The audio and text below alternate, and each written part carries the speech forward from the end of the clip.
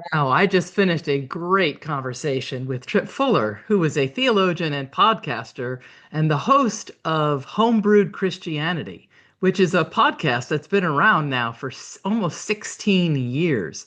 So Tripp was podcasting long before the rest of us were, and long before podcasting was seen as cool as it is now. So it was really a fun conversation. I met Tripp when I was getting my doctorate in Claremont, California, and he was as well. And we crossed paths in the world of process philosophy and theology.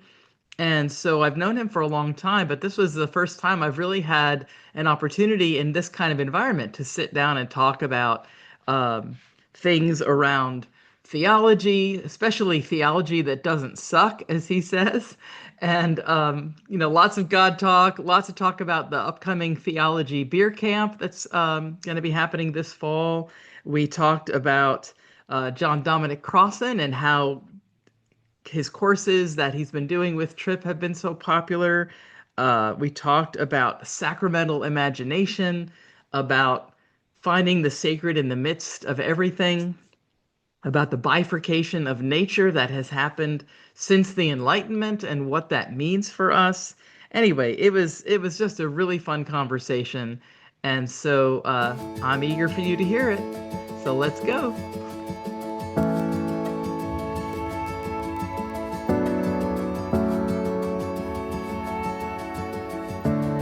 Welcome to The Sacred Everywhere. I'm Dr. Sheri Kling, and in this space we explore how the sacred shows up in real life, in our questions, our struggles, our longing, and our hope. Can we find the sacred in every place and everyone? Let's see.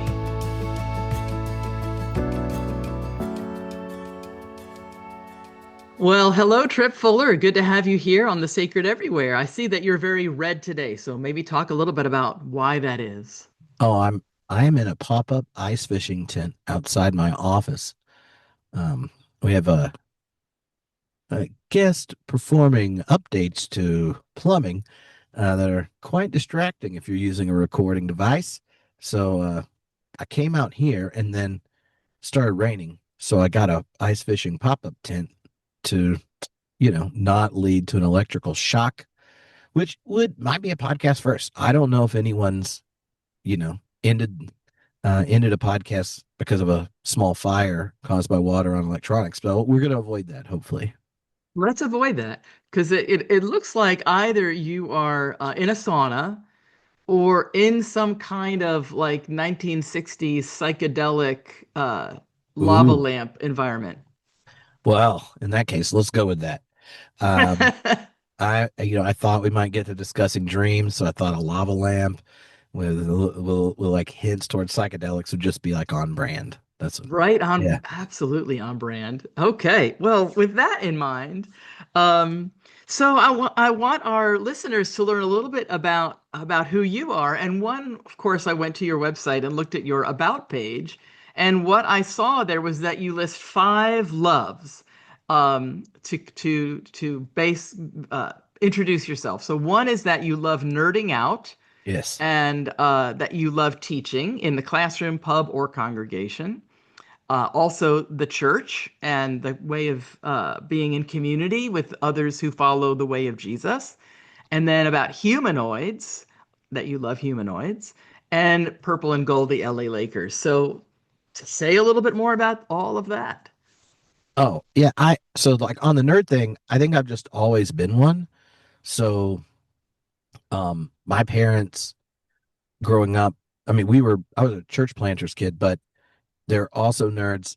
And if you asked a good question, they gave you a book and then we're like, read this and we can talk about it. So, Ah, which like led to in middle school reading like C.S. Lewis and Bonhoeffer and then Tillich sermons. And then in high school, getting into like Kierkegaard and Nietzsche and William James. So, in Charles Sanders Peirce was my dad's favorite philosopher. So the on your 16th birthday, he gives family members a collection of Spurgeon or a collection of Peirce's philosophical essays, and wow. so the that's kind of always been there. Mm-hmm. and which is a sometimes a positive thing in interacting with people, and other times your high school friends when talking don't need anyone to analyze their statements using the terms of purses, how to make an idea clear. They Right. just they're like, wow, it's always good to have somebody to ruin a party. But so that's there. And then like I had a really positive experience growing up in the church where all the kind of changes and things I went through, it kind of felt like it just kind of flowed out of it.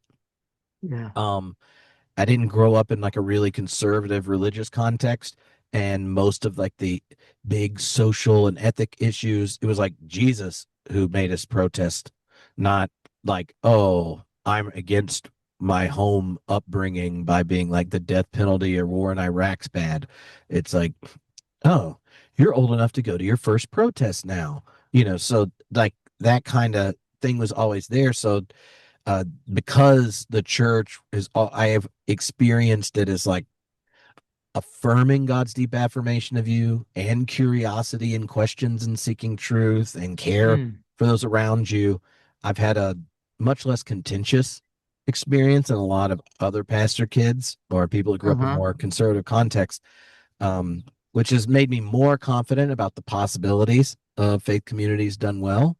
Mm-hmm. Um, and I'd say like to me, like when I first interacted with process thought, it was kind of immediately recognizable as like an internally consistent explanatory account of the kind of more positive experiences and such. So um I I I think I found out about process thought in an undergrad philosophy class where I was told that's process philosophy is not compatible with Christianity, which then I'm like, I don't know what that is. Also, I think what I just said is compatible with Christianity. So I went to the library and got the God in the World by Uh-huh. Cobb and Yep. Hartshorn's Omnipotence and Other Theological Mistakes. Read them over the weekend and came back and told the professor they were wrong. Um, and that was, I think, my junior or senior year. And the summer between my senior year of college and the first year of div school, I went and did the CPS summer program. Um, so in the mornings, I had Wow. the intro to process thought class with Marjorie, and the Yeah. afternoons had John Cobb. Wow. So after that, it was like the full baptism experience. Absolutely. What did your professor say when you told him he or she was wrong? Well, his version of it is not nearly as intense as mine these days because uh, we ended up being peers in the academy later. But he's funny because he's like, you don't normally expect some undergrad student when you're trying to just do this like, some theology. I don't even remember what the class was, but I was it was a philosophy of religion class, and I just thought Aquinas's explanation on divine action and evil was just so bad that I was like, how does this make sense? Hasn't he read the Bible before? Like, God changes. There's plenty Yeah. of times prophets are like, if you do X, this will happen. If you do this, this will happen. Like, well, that makes no sense. That Mm-hmm. now God's simple, or like just Right. I'm sure you and plenty of listeners will know the list of problems. And he's like, and he says later, he's like, normally the student that gets mad at you, tells you you're wrong, and quotes scripture at you is not a future process theologian.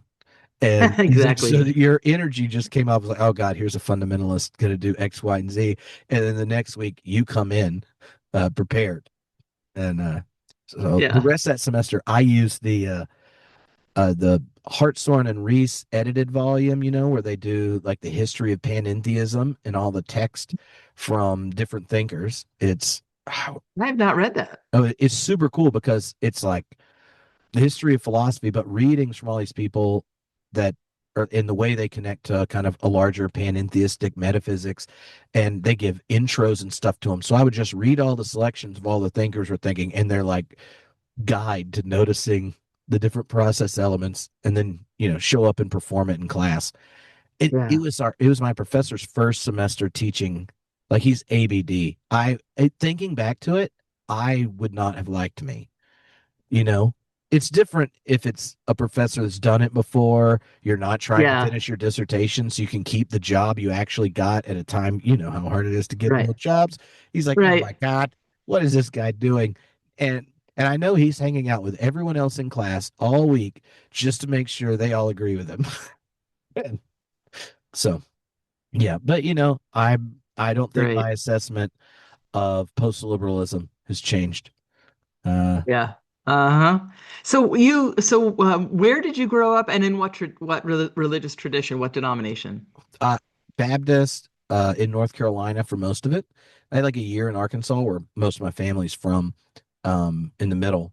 Um, Hmm. yeah. So So was that Southern Baptist or mhm, originally we okay. got kicked out. Ah, Yeah, so Southern Baptists, if people only have reference to them now, used to be very different. Like yeah. they even had process theologians teach in their seminaries and such before the takeover by Really? fundamentalists. Okay. And Okay. so my family were the old school Baptist, back when the Southern Baptists were pro-choice, um, Yeah. the Jimmy Carter style. Like you might be Right. concerned about the way in which, as the most predominant nation state in the world, we have a negative economic and military influences on other countries. Like, Yeah. so, the I it, in my home, I always say like we were the Baptists that think Walter Rauschenbusch, MLK, and Jimmy Carter tell you what kind of Baptist you are. And then in Uh, American context, like Roger Williams is like your OG, the guy who's like, I'm going to start Rhode Island as a state so that the Quakers and Jewish people can all come here and I can argue about them being wrong, but you get true religious liberty. Um, wow. and he bought the land from Native Americans because he told when he got ran out of Massachusetts Bay Colony, he's like, y'all stole it, and now you're like, why would you come here for religious liberty and then impose it on everyone else?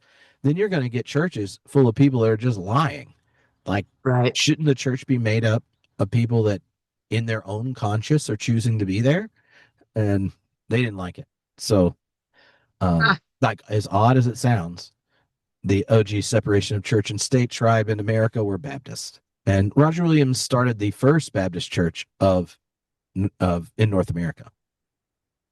I did not even know that. I am just like completely unaware of that history. That's great to learn though. Mm-hmm. I mean, I like it. And Yeah.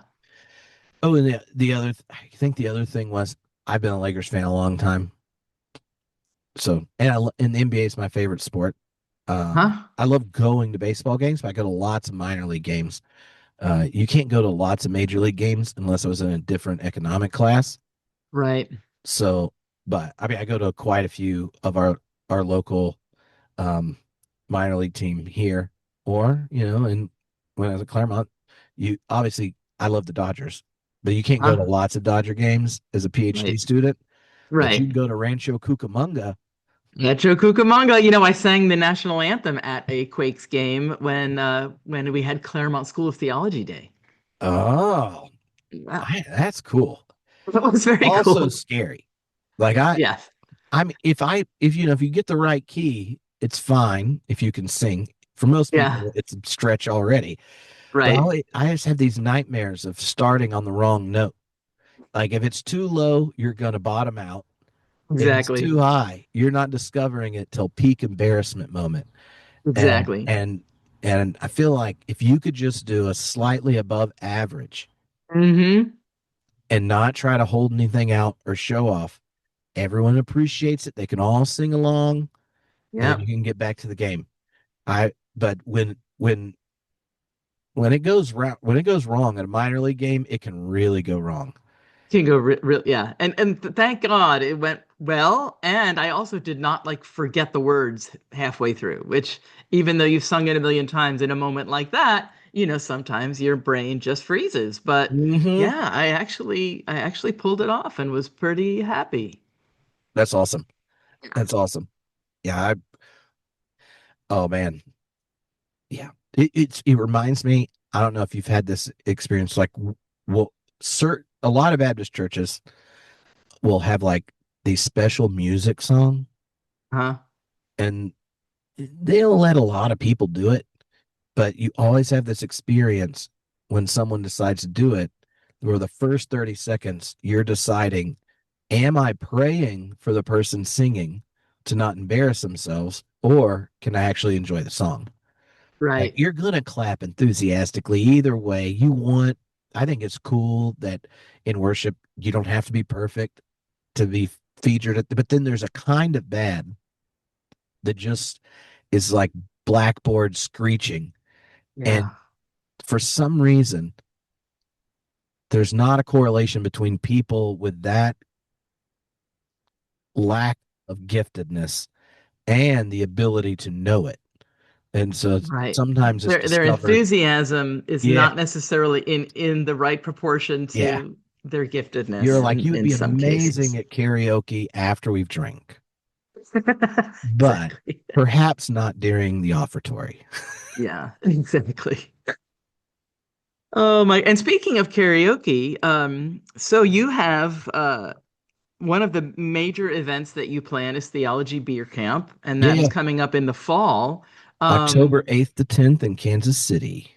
Kansas City. And will there be karaoke? And Oh, yeah. let's talk about how Theology Beer Camp emerged, I'm assuming, out of your major project, which is Homebrewed Christianity, the podcast. Hmm. So it started when I was in Los Angeles. Um, Because, I and was let me interject here. Do you know how many conversations you've had to date from when you began? Do you have a number ballpark? so we're in 2 weeks. It'll be the 18th anniversary of starting the podcast, Mm-hmm. and I stopped counting at 2000. So I don't, Okay.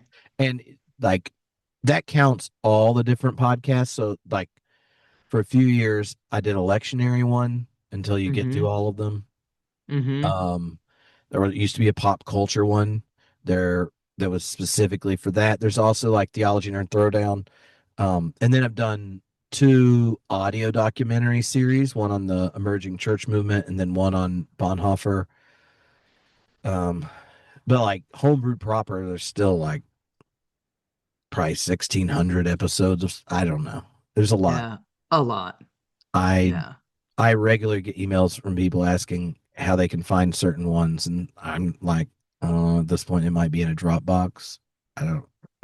It's yeah, yeah, and it definitely there's some of them that don't that are intentionally locked up, and then others that I may not know where they are.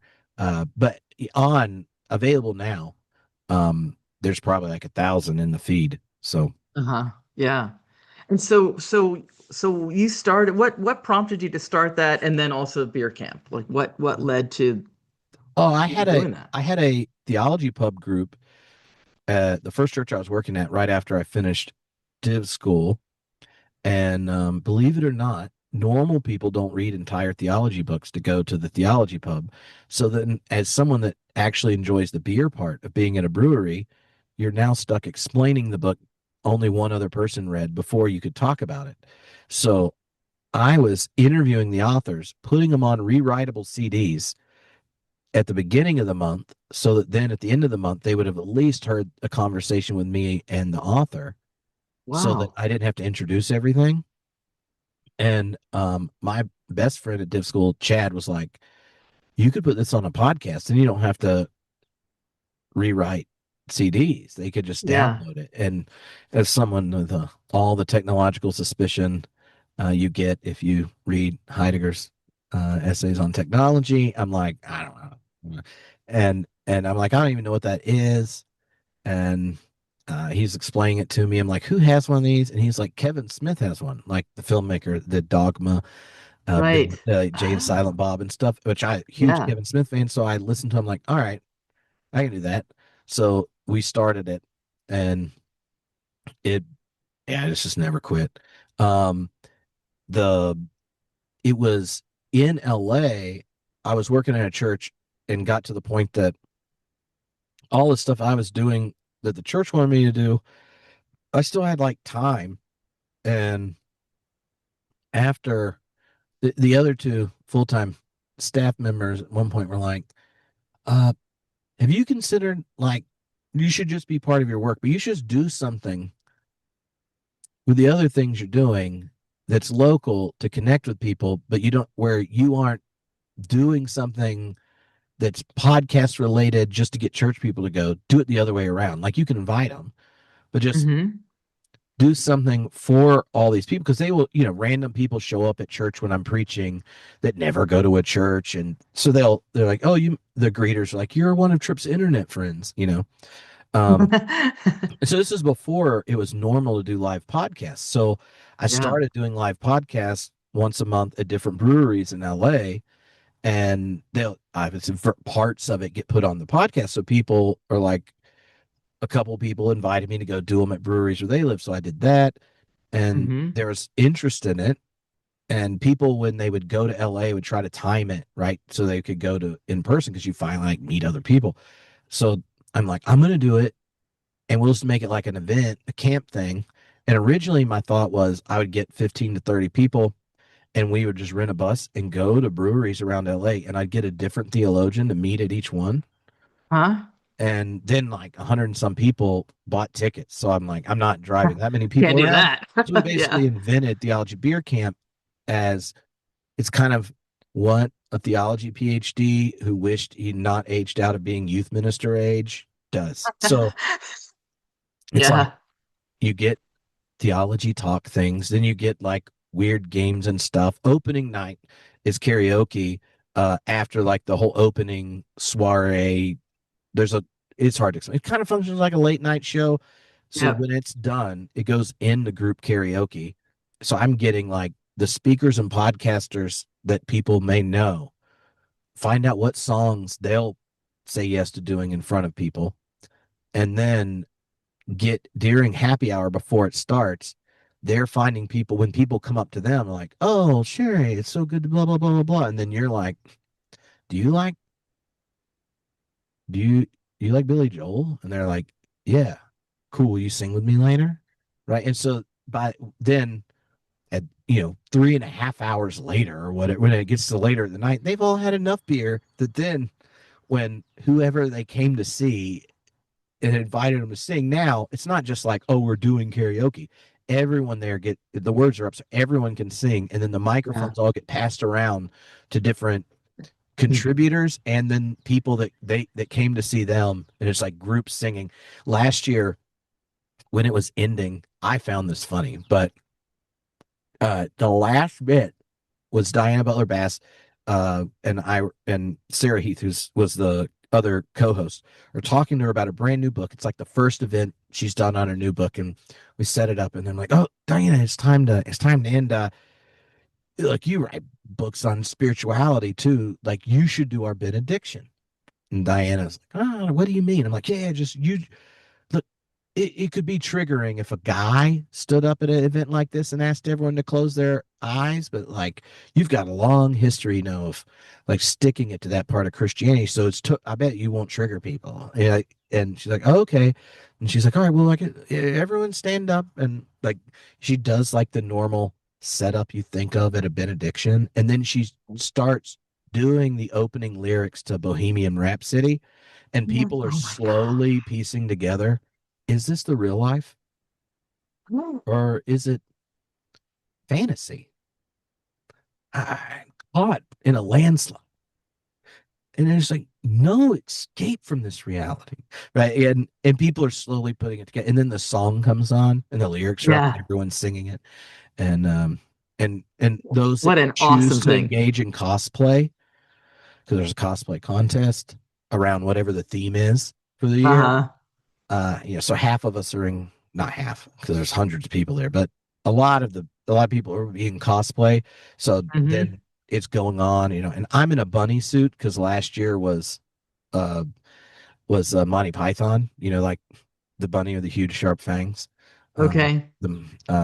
And so I'm like running around with microphones, handing it out to people in a bunny suit, and so they all have fun. The perk of it, I mean, like, is one, this like groups. There's nothing like the oldest spiritual technologies, group singing, and Right.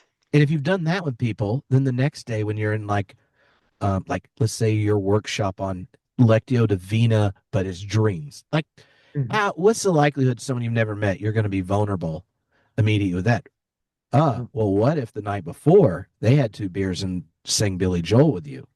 Now we've Right. all had group humiliation as a form of spiritual practice, so we may as well like hang out and be friends. So like like that's the logic. It's total youth minister logic. And Yes. there's other elements like there's an October zest, which is a process Oktoberfest because Okay. we like the zest. Um, Possessed. It's zesty. Yeah. yeah, things like that. So it's a lot of fun. Um, and yeah, so y'all be there this year. Yeah. Ilya Delio's going to be there. Um, Great. Cornell West, Gary Dorian, um, Tom Ord, Wow. Andrew Wow. Davis, who's his book, The New Intro to Process, is coming out. So we're going to do Yes. something with that. Like it's going to be a good old time. And It's going to be a great time. I'm sure this will be my first one, so I'm super excited. and yeah, you I'm very confident you'll have fun. The all the like weird things that some of our academic friends don't enjoy because they weren't also a youth minister and a theater major. Right. You are in the Venn diagram to enjoy them. That's right. I was going to say when you were talking about the way that the democratizing effect of singing together and loosening the restrictions that people have, it's a little bit more tame, maybe a lot more tame, but the same kind of thing happens at the Esalen Institute in Big Mhm. Sur, California, through doing naked hot tubs together. Yeah, it's hard to get enough hot tubs for 600 people. And Yeah. I'll say, Sherry, that look, when you're trying to find a host for camp that has all the technology and space you need, will let you day drink in a sanctuary and is open to all of our queer friends. The Venn diagram's hard enough. If I also threw on space Naked for hot hot tubs. tubs for naked, it would really. It I would don't. really close that We'd window have down. to go to the Esalen Institute, and then we're like, "Have y'all had a really Jesus thing here?" Though it's very near some really good breweries. That part of California is great beer. It is. It is. I will say too that one of the things I was only there once for a workshop. Actually, you took a workshop on photography there because I wanted to be outdoors Uh huh. doing something and not like just listening to people talk in a workshop setting. But I did hit the hot tubs and the massage immediately. Um, but one of the things that impressed me incredibly was their food, their organic food. And I remember I never had tasted a potato that had the amount of flavor that those potatoes had. Oh yeah, It's incredible. yeah. The not me, but Alicia, my partner's very invested in. Since moving here, we actually have like a backyard. Now we Huh? have chickens. Oh, So, that's chicken, awesome. like chickens that have like a normal chicken life, Yeah. eggs are game changers. You're just like, Yes. what do they sell at a grocery store? Um, and North Carolina's pretty good. Different seasons, we can grow all sorts of different stuff. I just Yeah. provide manual labor, but I do Okay. enjoy the benefits. Same is true about like really ripe tomatoes. Mm-hmm. Like, nor I don't think of tomatoes as like choosing to just eat a tomato, you know. Yeah. But when they're good and they're fresh and you don't have to like blister them to get the weird chemicals and wax off of it, you're like, oh, I do believe Yeah. it could be a fruit. Yeah. It could be. It could be. Oh my gosh. Well, I want to jump to a topic that because I'm thinking here of like food that's amazing, experiences that are amazing. Well, what about theology that's amazing? So you on in Homebrewed Christianity, your one of your taglines that you use is theology that doesn't suck. And so I want to ask you, how would you differentiate between theology that does suck and theology that doesn't suck? And what does good theology do in the world? What should it do in the world? Yeah. Okay. You might have to remind me of the last part because Okay. sometimes I get wound up and I just go, you can also cut me off. The so the theology doesn't suck. It's a tagline for homebrewed Christianity, which like is an actual metaphor, which sometimes you don't notice, Hmm. but homebrewing it was like right when it got popular 18 years ago is when I started the podcast. And my experience is that if you and I'm sure you've had this experience when you're trying to decide what you're going to tell people you do when they ask what you do because like if you say, oh, well, I'm an academic and I study philosophy, religion, and theology, like you could get an interesting response. Or if you're like, oh, I help foster an interrelated vision of spiritual life across religious traditions and build communities between, like, they're like, what? Right. But if you're clergy like me, and if you say I'm a minister, or you say Christianity, the moment the phrase Christianity comes out, or same thing, like if in certain parts of the country, if you say the word God, like Hmm. what they think you're saying by Christianity or God Yeah. is a relatively recent anti-modern, anti-intellectual. It's blind to its deeper commitments to nationalism and a constant growth orientation of the economy that's extractive of the planet and oppressive to the poor. That's what they think is in their Yeah. head, and they Yep. immediately like project all that on you, and then you're Hmm. like, ugh. So, Exactly. like when homebrewing was getting popular, I never really liked beer, and then my buddy Chad that started the podcast with me was like, no, you got to have real beer. And then I was like, oh, like this is what Pilsners are supposed to taste like. They come from Germany. And this is Uh-huh. amazing. Or, and this is an IPA. Like it's a whole nother style. Like there are all these different beer styles. And then home brewing, which back then, because it wasn't like grocery stores had craft beer. Uh, Right. you could then discover all these different styles from all over the world and different ingredients and things. And so the idea for the podcast was most people when they hear Christianity think of the equivalent of like crappy light beer, like Yeah. Pabst Blue Ribbon or something. And it doesn't Bud have Light. flavor. It's kind of gross. And you're right to be like, we'll use my calories elsewhere. Yeah. But good beer is a completely different thing. But if the only option you think of when you hear beer is Bud Light or Bud Ice, Yeah. like that's variations on not good. Maybe if you're mowing the lawn and it's 90% humidity outside, then you're like, it's Right. glorified water. I'll do it. But so the idea I had was like, yeah. And so what we don't need is like a slightly updated final version of Christianity that just happens to be like Tripp's favorite version. So the idea of doing the podcast is homebrewed Christianity is interviewing scholars across all these different disciplines and their different books, and they're kind of like ingredients to brew your own faith. Mm. And so it's at that point that the tagline, like theology, it doesn't suck, because there's lots of ways it sucks. Like, Yes. and in the same way that you don't dismiss beer because there's bad ones, there's no need to dismiss a whole wisdom tradition because you encountered a horrible one. Right. And also, like different people at different points in your life and different contexts and traditions have different expressions that are beer, and they're wonderfully good, but a stout isn't a dry hopped pilsner, right? Like they're different. Hmm. And so I, from the beginning, thought, this is very Baptist. Like Baptists think like priesthood of the believer on steroids. Like we would do better not to just give someone a better version, and there's a one thing, but equip people to brew their own faith metaphorically. And Uh-huh. it should be one that doesn't suck. So what are the questions you're carrying? Should actually have something to say about it, that kind of thing. Um, Yeah. I joke sometimes, like as a Christian theologian, like ones that suck are ones where God's not even as nice as Jesus. Yeah. I'm It always amazes amazed. it amazes me that people think that that's right. Yeah, you're like, come on. Like our unique feature compared to our monotheistic friends is that the word had flesh. Like, Yeah. and we say very specific and unique things about him. And then somehow, by the time the theologian gets done, they have confused, what, Whitehead's like, it was like Caesar's editors got a hold of Yeah. the theology, and it Right. comes out that apparently followers of Jesus should be cross builders, not cross bearers. And when he Right. said, blessed are the peacemakers, he was thinking of the missile, not, like there's Yeah. just all these kinds of things. It's a, like what suckiness looks like varies, but uh, and oftentimes the questions we carry are the ones that get raised to us early, like first.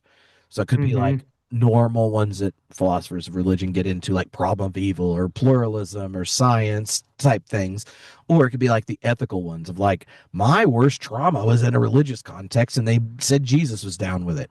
Or the impact of Yeah. purity culture for the Lord, and now it's alienated me from the body God called good. Like, Right. so Right. it can vary um, what raises it, but to me, it's like, how can all these gifts that exist within the academy become available resources for people to think, reflect, and work through the challenges they have?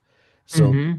like, Christianity should be good news to like our own Yes. existential challenges, but also to the Mm-hmm. things we face as a species, or as a family or a nation or a tribe, those kinds of things. Um, that's, I remember John Cobb when he spoke to the UCC region, Southern California, Nevada, right after the whole Prop 8 thing. And so you finally have like gay marriages legal, this kind of stuff in the UCC. Oh, we're all pumped. And he's like, well, now that y'all don't have to argue about this all the time, y'all could beat everyone else and spending all their time arguing about identity politics to join God in working for the salvation of the world. Can I raise questions the world wants to know if we have any good news for? Right. And then you can John Wow. does what John does, and it's like the Yeah. ecological crisis. That we have an unquestioned allegiance to a silent theology of economism that demands growth, that generates this, that we assume our encounters with the religious other are context of conquest and not mutual transformation. That just starts going through it. And he's like, now most of Wow. American religion is all hung up on whether your gay friend can come to church, get married, and serve and be ordained. And y'all are done with that. So you could actually reintroduce to the church communities or schools of compassion that are Wow. seeking to address this. And so, like, to me, that's kind of always been Michael. And the cool part is, like, if you go check, oh, there's 2,000 times he's talked to people, like a third of them are going to be ones that you would have a hard time, like, really, without being a nerd, differentiating Tripp's answers to the person he's talking to. But then, Yeah. like, there are plenty that are like all the different liberation theologians or the black Mm-hmm. theologians or reformed theologians or people that are orthodox and catholic, like that's not my tribe, but they're beautiful expressions in the larger ecosystem of Christianity and the ecosystem of just faith in general. And Yeah. there are things we can learn and benefit from them, even if they're not your home space. But for others, it's like discovering there's a live option in your tribe that you didn't know existed, right? So, Right. like Paul Capets or Douglas Otadi are both Reformed theologians. Tripp is not, but Mm-hmm. they embody and articulate a way of embracing the Reformed tradition that I just want to cheer on, and Yeah. so I can interview them and introduce it where that helps people in a space that's not mine. So, Yeah. Yeah. Speaking of Reformed theology, did you ever have the chance to talk with Belden Lane? mm-mm. Uh, he had a book. I actually heard about his book by attending a panel on it at AAR one year, but the book is Ravished by Beauty.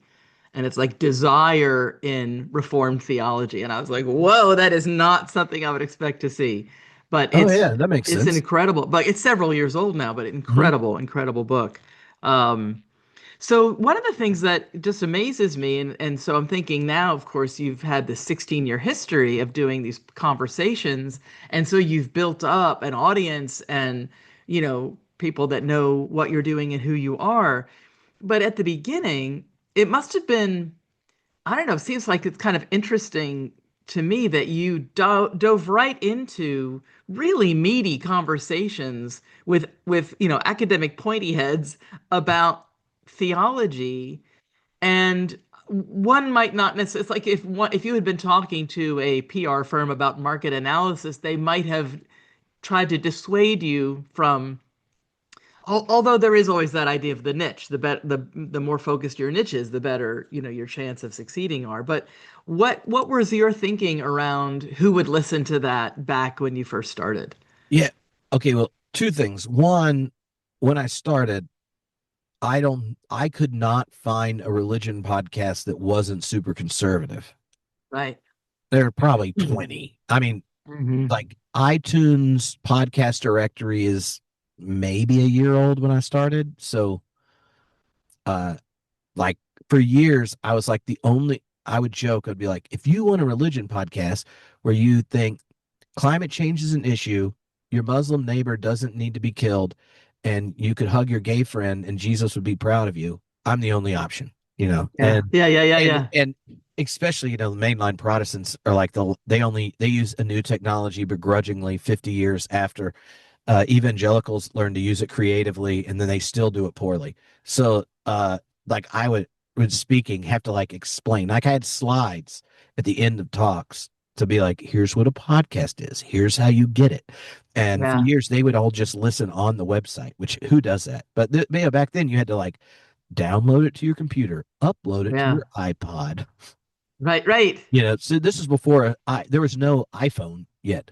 Right. So like part Wow. of it is I think there was a whole group of people that I was their only option, so that it was so niche. Like you had to Uh-huh. get over it otherwise. I mean, it's the only podcast if you wanted to hear Crossan or Brueggemann or whoever in the early days of like more progressive academic scholars that they might know from a book club, right? So Yeah. there's that. The other is um uh the like I tend to think at this point that the podcast market's so saturated, the more niche you are, like you then actually become front listen for people that's their niche. Mm-hmm. Like you'll meet a whole bunch. There'll be like 30 podcasts. I call them God pods at Theology Beer Camp, and they're all like broadly in the same place. And half of them are always very intro-y, like no kind of advanced anything required, general topics that range from people, maybe conversation with people that write books for normal people or whatever. Mm-hmm. If you were doing that, like you're now having to outcompete, not just in the quality of your podcast, because the most important thing for podcast people to find out about it is publicity.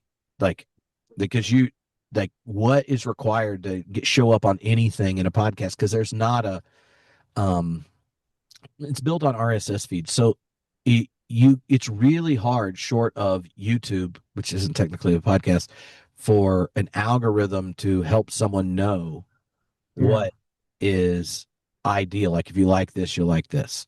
Right. So um the you're more likely to get people to share it and listen all the time if like you are the most niche thing for things that matter to them.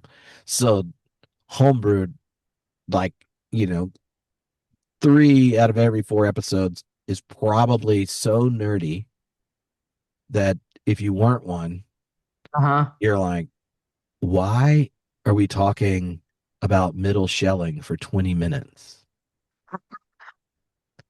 Yeah. But see, the thing is, people listen to them and they don't have, they're listening to learn something. So they don't have to know everything.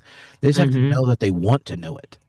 Right. And I also think, and this is a problem for clergy, I think they think every they aim for the center of their congregation intellectual wise, and as opposed to going like, why can't a like 20% of the time be a stretch for most people, but there are others that stretch finally helps them connect dots, right? And so Yeah. I tend to think of Homebrewed as like the stretch for it, Yeah. but because um the like my decision making process is really like, is would Tripp want to listen to this?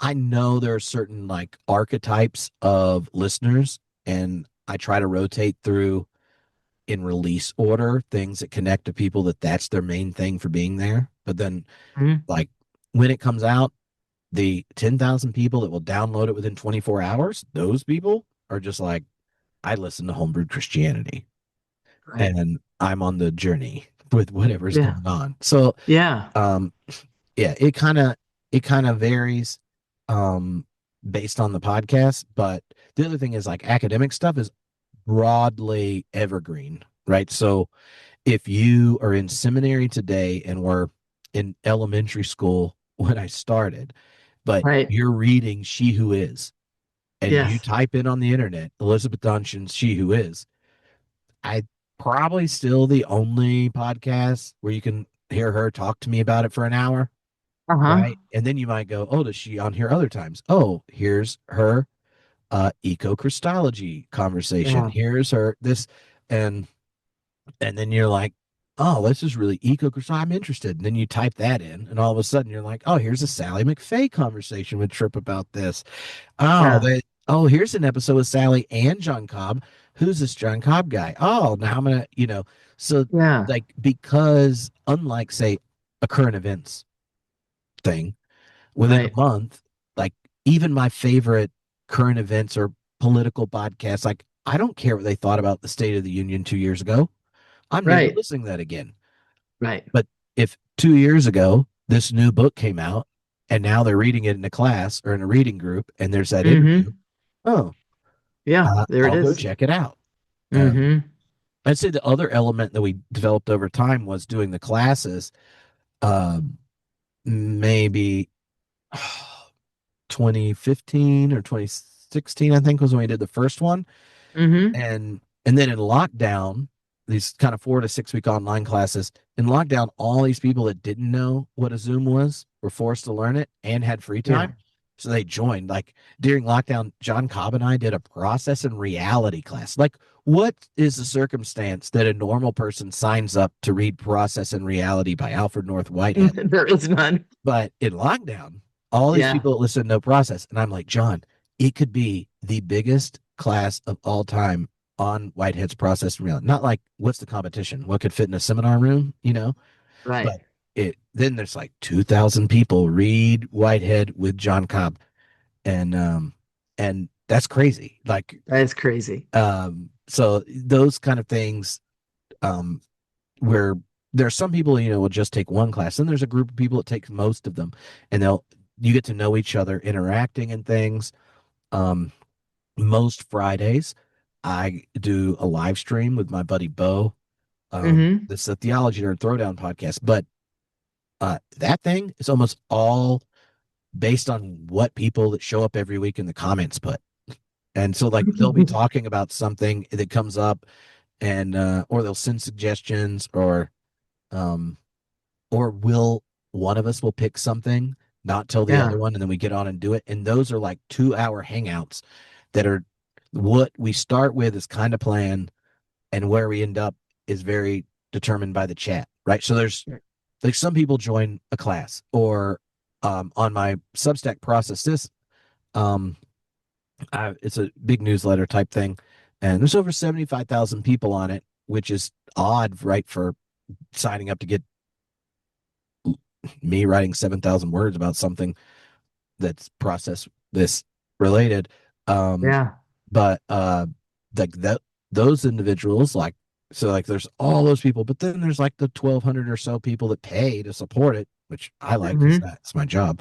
And then for them, we'll do reading groups where, as opposed to like thousands of people that are basically watching and then interacting or sending in questions, like at the beginning of the year, Andrew Davis and I did Religion in the Making. So each week Mm. we did one of the chapters, and they all will download or watch it, but we get 30 to 40 people that just join on Zoom, and Yeah. for the first half, Andrew and I will talk through the chapter, and then they just start asking questions, and like you know, it's Super very rich. easy to answer questions about your favorite Whitehead book you've read a bunch of times if you have a friend that also likes it that much. And like right now, Matt Segal and I are doing Hartmut Rosa's new book, which is fun because I'm very familiar with him. And he has said, oh, I wanted to read him. I was like, oh, this new book comes out and it's got sections from his whole career on it. Oh, well, let's just do it as a reading group.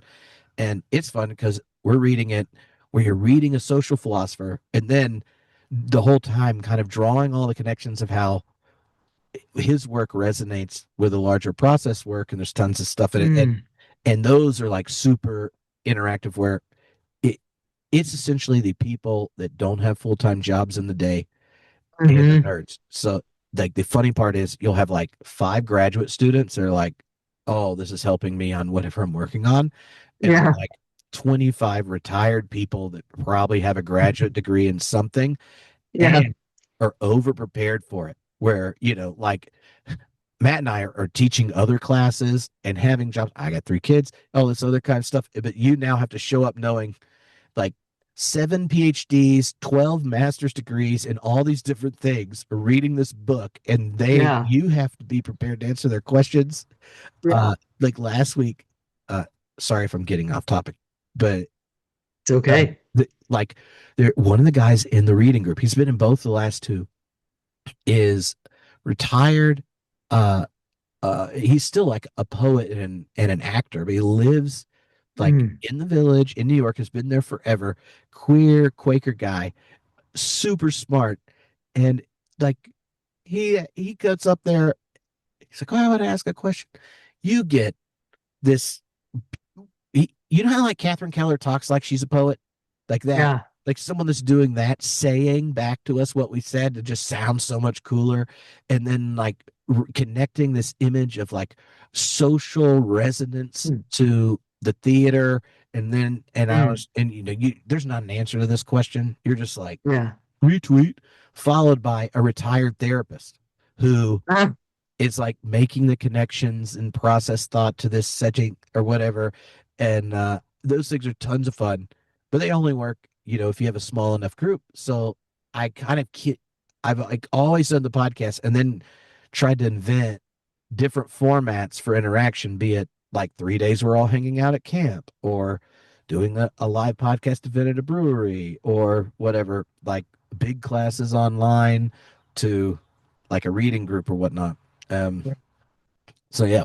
Nice, nice. Yeah. Yeah. In fact, we're just getting ready on at Process and Faith to do, we've just launched a new it's like kind of in between a book study and a course. It's kind of, we're calling it a formation and practice series, 4 sessions, where we're reading the book by Parker Palmer, Healing the Heart of Democracy. Hmm. And we're calling it Nurturing the Relational Heart of Democracy to bring in a process perspective.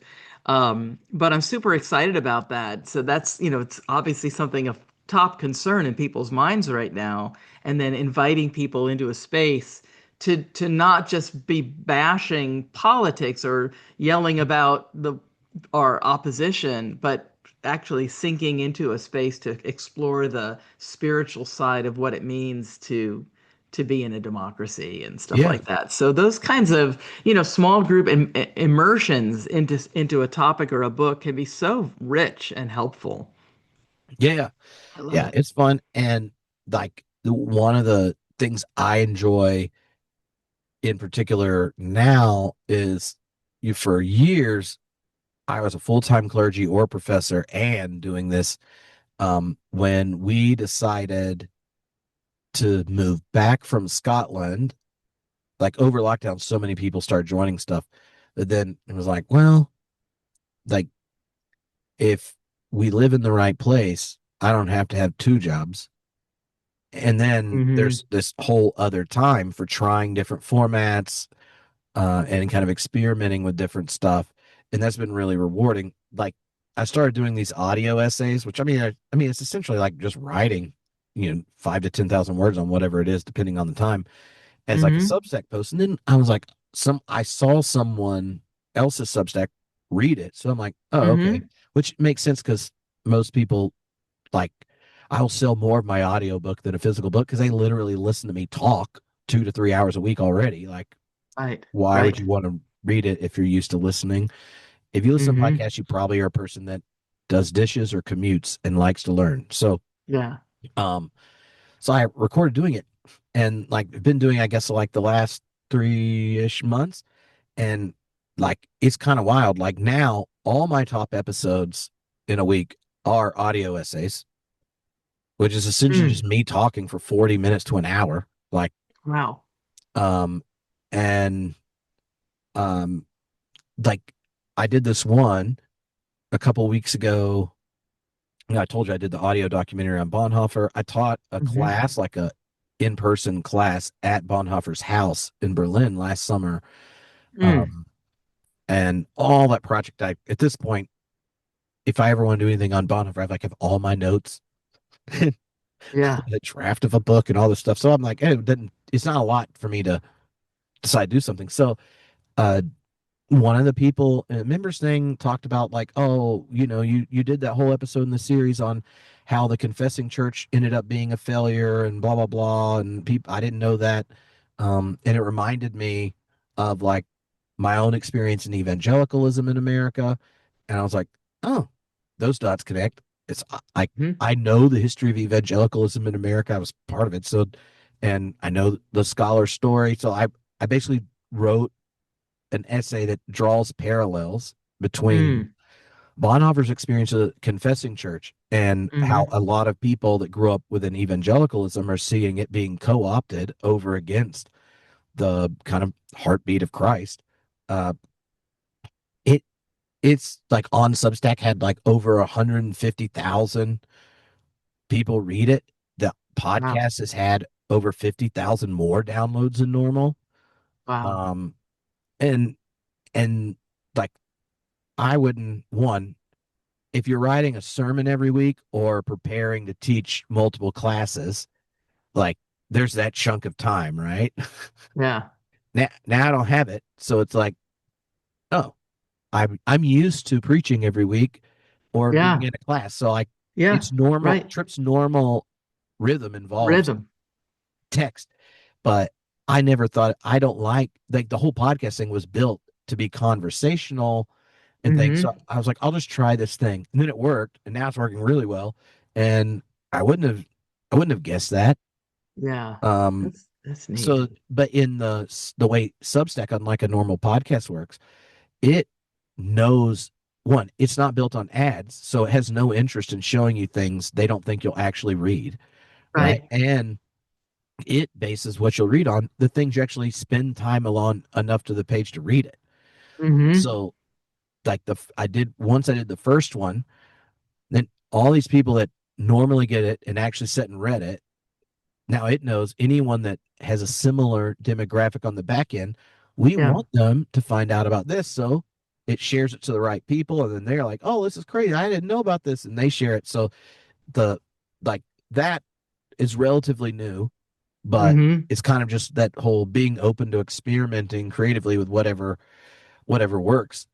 Yeah. And now it's the only thing I do. Well, not like I'm not a bad parent, but like vocationally, so Hmm. I have enough space to go. Oh, I'll try this, and Yeah. then it works out. That's Now it's like, that's great. well, you've recorded so many podcast episodes. If you do one of these every week, are you just going to lower the number of interviews, or just have 5 episodes a week? Like, but Yeah. Yeah. so we'll see. Yeah, well, let's pause here, and before we go into what I'd like to talk about in our deeper dive, part two is I want to talk about John Dominic Crossan, and then we can get into just your take on, when I say the sacred everywhere, your take on the sacred, experiencing the sacred, where do you find the sacred, that Yeah, kind of stuff. So cool. let's just pause here, and then we'll be right back. Thanks for listening to the first half of this episode. If you'd like to go deeper, click on the link in the show notes to access the full episode for paid subscribers of The Sacred Everywhere on Substack. And if you enjoyed this conversation, please like, subscribe, and share this episode far and wide. I'd love your help to grow this channel. Until next time, may you notice the sacred everywhere.